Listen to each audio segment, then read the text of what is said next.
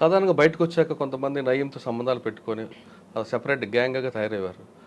నయీం కూడా మహబూబ్‌నగర్ జిల్లాతో సంబంధాలుండేవి. మీకు ఎప్పుడైనా ఎదురుపడ్డాడా? అన్న నయం నన్ను 2 సార్లు పిలిచిండన్న. ఎల్‌పీఆర్‌పీఎస్ కాడికి పిలిచి కార్‌లోనే ఒక 2, 3 గంటలు కార్‌లో తిప్పి మాట్లాడి వదిలిపెట్టిపోయిండు.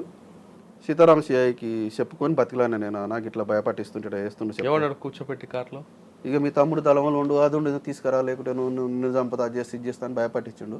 అన్న తమ్ముడు దళంలో ఉంటే నాకేం సంబంధం, నేను సరెండర్ అయ్యి సాధారణ జీవితం గడుపుతున్నాను, తమ్ముడితో నాకేం సంబంధం, పార్టీతో నాకేం సంబంధం అని నేను అన్న. సరే నీ మీద మంచి రైపా ఉంది, మంచి పేరు ఉంది సీతారాం సిఐ చెప్పిండు. సరే వదిలిపెట్టిపోతున్నానని వదిలిపెట్టిపోయాడు. ఇక సీతారాం సిఐ చెప్పినాక నా జోలికి రాలేదు. ఆయనకి చెప్పారా మీరు? చెప్పింది. ఏమన్నారు ఆయన? ఈ సీతారాం సిఐకి ఫోన్ చేసి తెలుసుకున్నాడు అంజయ్ అంటే ఏంది ఎట్టుంటాడంటే ఆయన ఒక్కడే నాకు మంచిగా ఉంటాడు, సరే వదిలిపెట్టి పాటలు ఏం చేయకని చెప్పి ఇంకేం మాట్లాడుకున్నారు ఫోన్లలో నాకు తెలియదు సార్ వాళ్ళు. ఇక వదిలిపెట్టిపోయాడు. తర్వాత ఇప్పుడు మీకు జోలికి రాలేదు? తర్వాత మన జోలికి రాలేదు. ఇలా మీరు పటేల్ సుధాకర్ రెడ్డి, సాంబశివుడు వాళ్ళతో మీ సాన్నిధ్యం ఉంది, వాళ్ళ దగ్గర నుంచి చూశారు, వాళ్ళ భావజాలం మేమే చాలా తీవ్రంగా ఉంది. అటువంటి వ్యక్తులు ఎన్కౌంటర్ అయ్యారని తెలిసిన తర్వాత మీకు అనిపించింది? అసలు ఉద్యమ ప్రాంతంలో నాకు తెలిసిన వాళ్ళు ఒక 200 మంది ఎన్కౌంటర్ కావచ్చు. నాకు తెలిసిన వాళ్ళు నాతో కలిసిమెలిసి పనిచేసిన వాళ్ళు. అయితే అప్పుడు ఎట్లున్నదన్న అంటే వాళ్ళతో కలిపారు వీళ్ళని, లేదా వీళ్ళతో ఎక్కువ మీకు అటాచ్మెంట్ ఉంది కదా?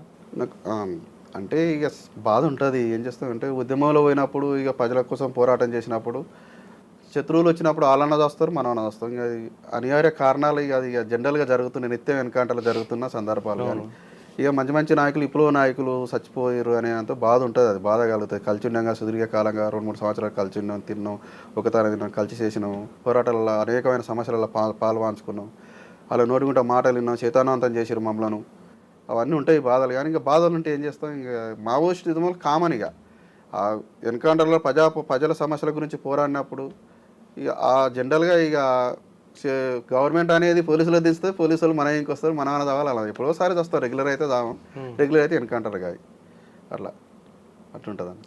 అయితే మరి కొంతమంది సరెండర్ అయిన తర్వాత రియల్ ఎస్టేట్ చేసుకుంటూ సెటిల్మెంట్ చేసుకుంటూ ఉంటారు, కానీ మీరు మామూలు సాధారణ జీవితం ఎందుకున్నారు? అంటే పోలీసులు బెదిరింపులు ఉన్నాయనా, లేదు మంచి జీవితం గడుపుదాం, ప్రశాంతంగా జీవితంలో వెళ్దామని అనుకున్నారు? అన్న మావోయిస్ట్ ఉద్యమం నాకు నేర్పింది మంచి శుద్ధులు నేర్పింది, నాకు చదువు రాకున్నా కానీ మంచి సిద్ధాంతంతో మంచి పార్టీలకి వెళ్ళి చదువుకున్నారట. పార్టీలనే తెలుస్తుంది. వాళ్ళు నేర్పిన సిద్ధాంతాలతో నేను బయట అవలంబిస్తున్నాను. అలాంటి భయపట్టించడం కానీ అది కానీ ఇది కానీ ఉంటే సాధారణ జీవితం గడుపుతాం, మంచిగా బిజినెస్ చేసుకొని బతాం. ఇప్పుడు ప్రశాంతంగా జీవితం గడుపుతున్నాం, మంచిగా బతుకుతున్నాం. ఊళ్ళో కూడా ఉంటలేము మనం. వెల్దండ మండలం 19 కిలోమీటర్ల దూరం వచ్చి వెల్దండ మండలం హెడ్ క్వార్టర్స్లో ఇల్లు కట్టుకొని ప్రశాంతంగా ఉంటున్నాం. పిల్లలు కూడా మంచి హైదరాబాద్లో మంచి చదువులు చదువుతారు ప్రశాంతంగా. పోలీసులు వస్తుంటారా మీ ఇంటికి? పోలీసులు అంటే రెగ్యులర్గా మనం మాజీ నక్సలేయడం అంటే కొంచెం ఆకర్షణ ఉంటుంది పోలీసులకు. ఎస్ఐల కానుంచి కానిస్టేబుల్ కానుంచి అందరూ మంచిగా మర్యాదగా ఉంటారు. మన నమాజ్ పెడితే వాళ్ళు నమాజ్ పెడతారు. ఎవరైనా బాధలు ఉన్నాయో చెప్పుకుంటాం, వాళ్ళు మనకు బాధలు ఉన్నాయో చెప్పుకుంటారు, కలిసి తిరుగుతుంటాం, మంచిగానే ఉంటారు.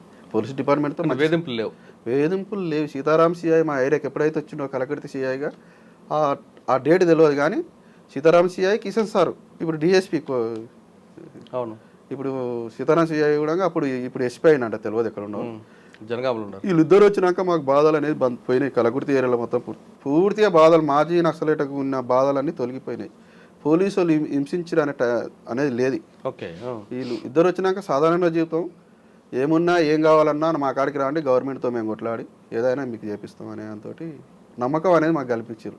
ఓకే సార్, ఫైనల్గా చెప్పండి అన్న, ఇటీవల టెక్ మధు గారు చేస్తున్న ఈ కార్యక్రమం మొత్తం మాజీలందరినీ ఒక గ్రూప్గా తీసుకొచ్చి ఎవరైతే ఆత్మహత్యలు చేసుకుంటున్నారో వాళ్ళని ఆర్థికంగా ఆదుకోవడానికి కానీ, లేదా మీలాంటి వాళ్ళందరికీ ఇంకా మీ కాలం మీద నిలబడడానికి చేస్తున్న ఈ కార్యక్రమం వల్ల మీకు వచ్చే బెనిఫిట్ ఎలాగుంటుంది అనుకుంటారు?